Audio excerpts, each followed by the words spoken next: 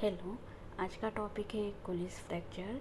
Previous video में हमने ganglion cyst detail में देखा था और अब कुलिस फ्रैक्चर देखेंगे।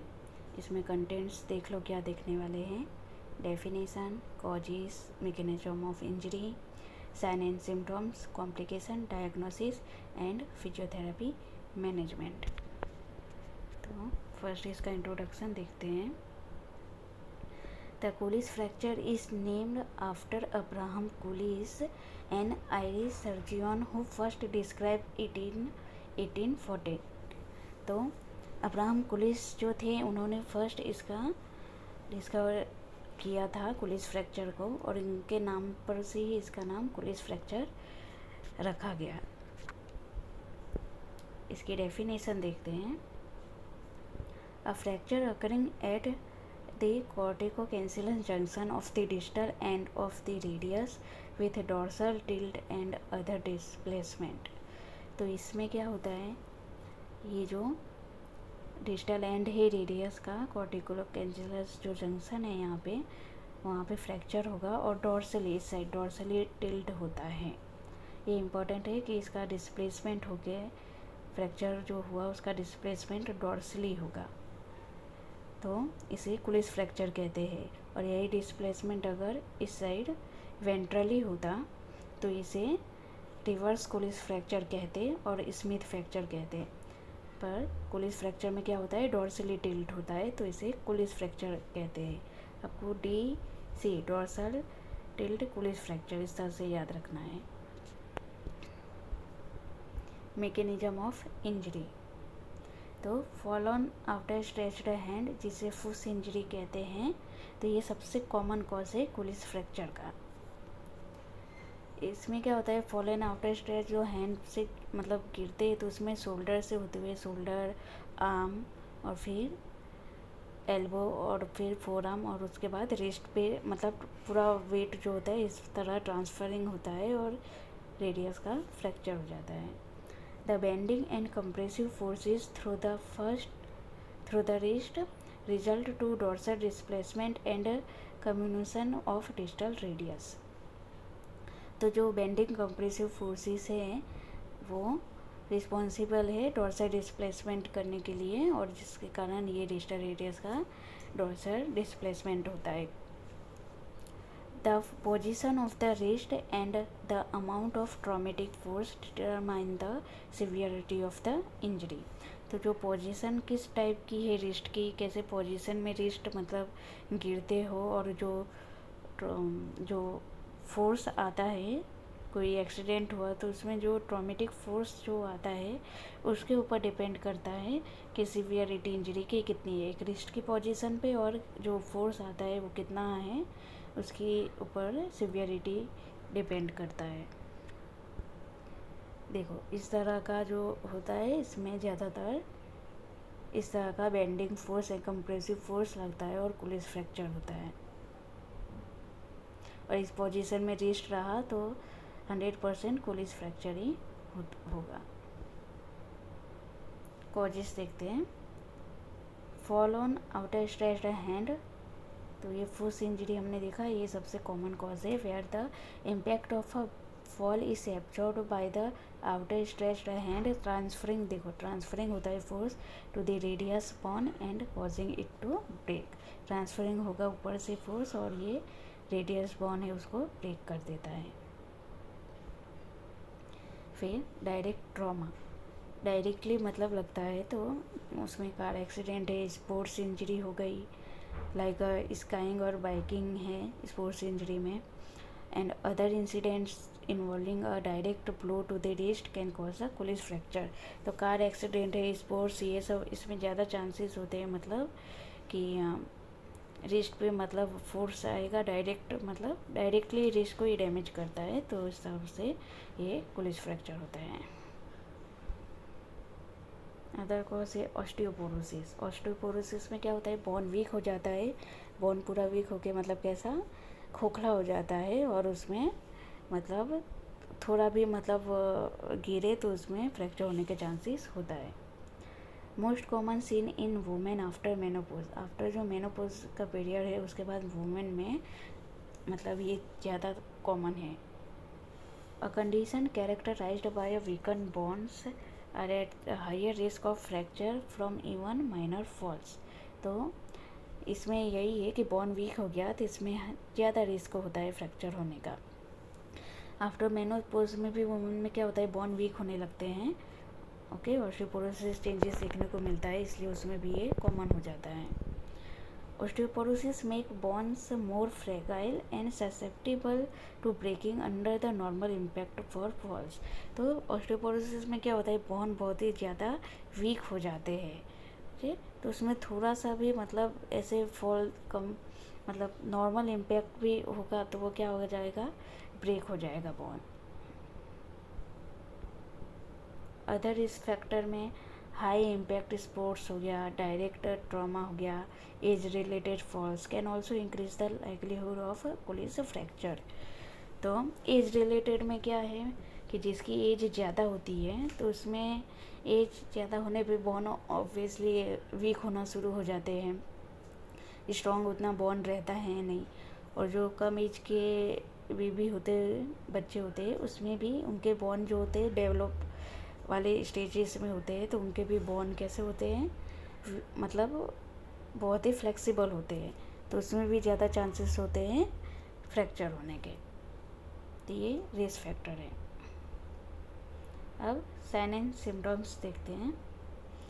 अगर फ्रैक्चर हुआ तो क्या होगा, सबसे पहले पेन देखने को मिलेगा, immediate and often severe pain in the wrist which may worsen when moving or gripping. तो जब ये पेन कैसे इंक्रीज होगा, जब आप रिस्ट की मूवमेंट करते हो, फ्रैक्चर है और रिस्ट की मूवमेंट करोगे, मूव करोगे, तो वो मतलब और ज़्यादा सीवियर पेन होगा, वो बिगड़ता ही चला जाएगा, वर्जन होता चला जाएगा। स्वेलिंग देखने को मिलेगी, visible swelling around the wrist. दूसरा है ब्रूइजिंग देखने को मिलेगा, discoloration and bruising around the injury side. तो ब्रूइजिंग भी होगा जिसमें क्या होगा, ब्लू जैसा डिस्कलरेशन हो जाता है, उसे ब्रूइजिंग कहते हैं। अब देखो इस तरह की डिफॉर्मिटी डेवलप होती है जिसे डिनर फॉर्क डिफॉर्मिटी कहते हैं। इस तरह डिनर फॉर्क इस तरह होता है, और सेम देखो इस एंड का भी पोजीशन इस तरह हो गया, तो इसे डिनर फॉर्क डिफॉर्मिटी कहते हैं।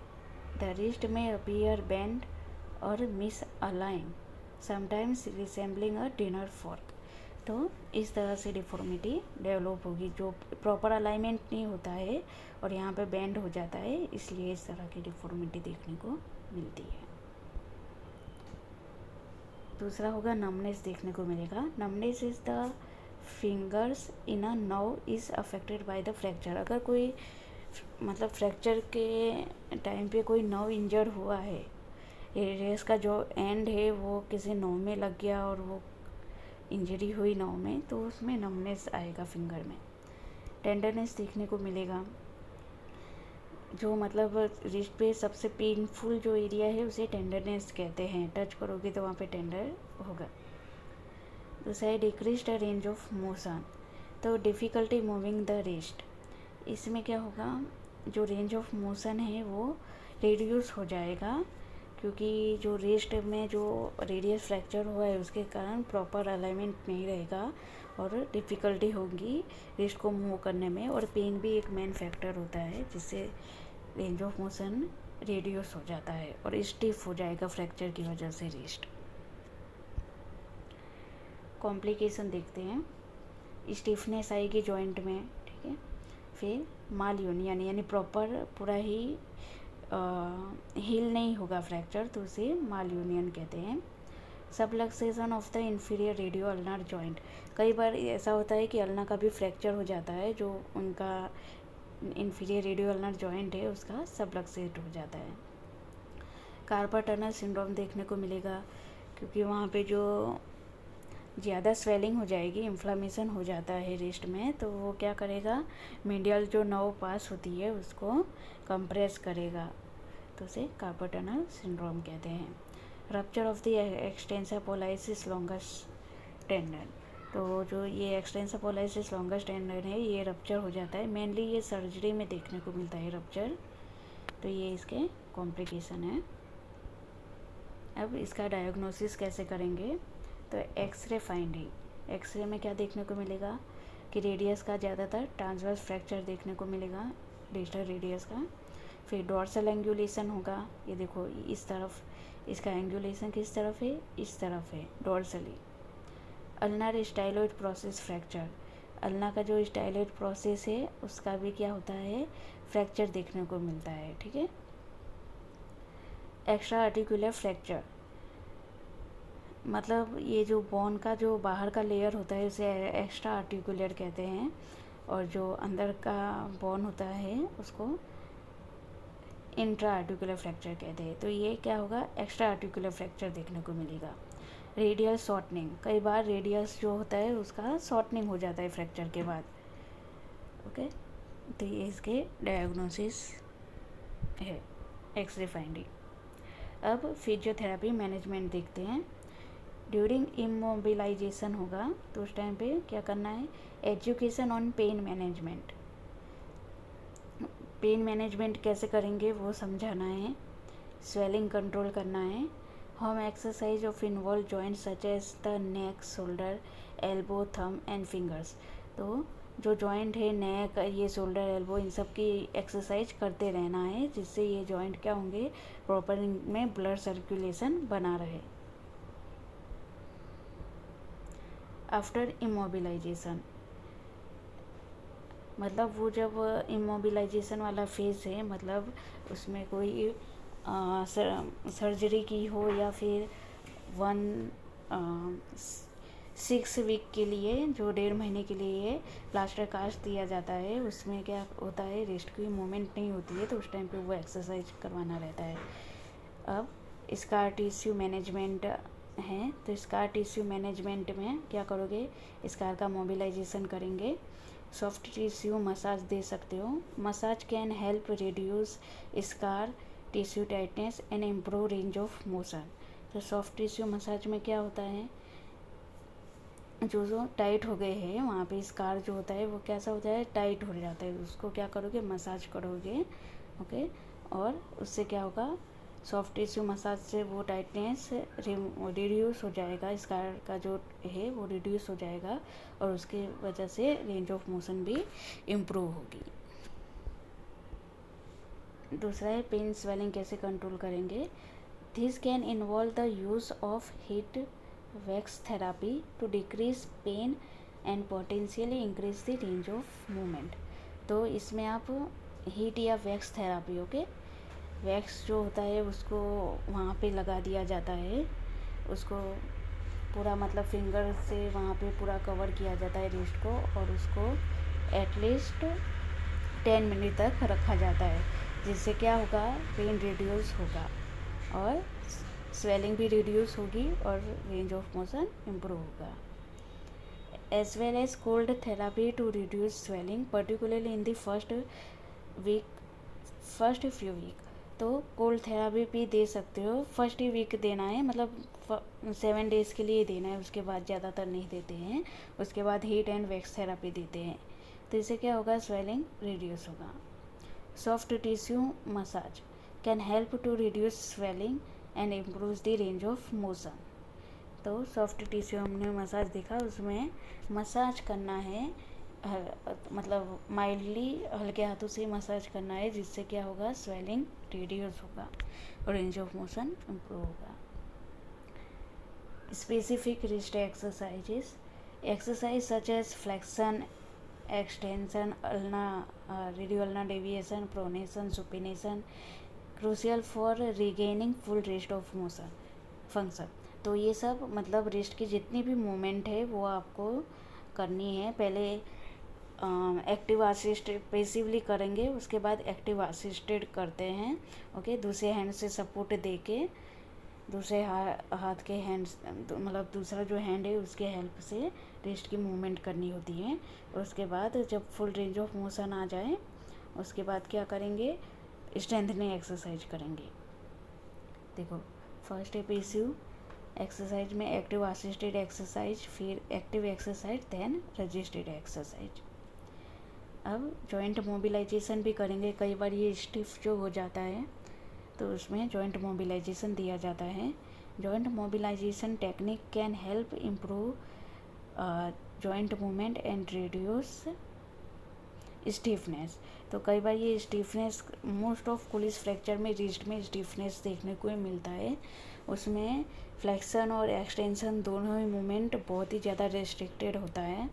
तो उसमें क्या करोगे, जॉइंट का मोबिलाइजेशन दोगे। मोबिलाइजेशन टेक्निक जो है उसमें ग्रेड 1, 2, 3, 4 उस तरह से पहले 1 ग्रेड पेन रिड्यूस करने के लिए and 3, 4 range of motion improve करने के लिए देंगे। तो ये जॉइंट मोबिलाइजेशन टेक्निक है। Thank you.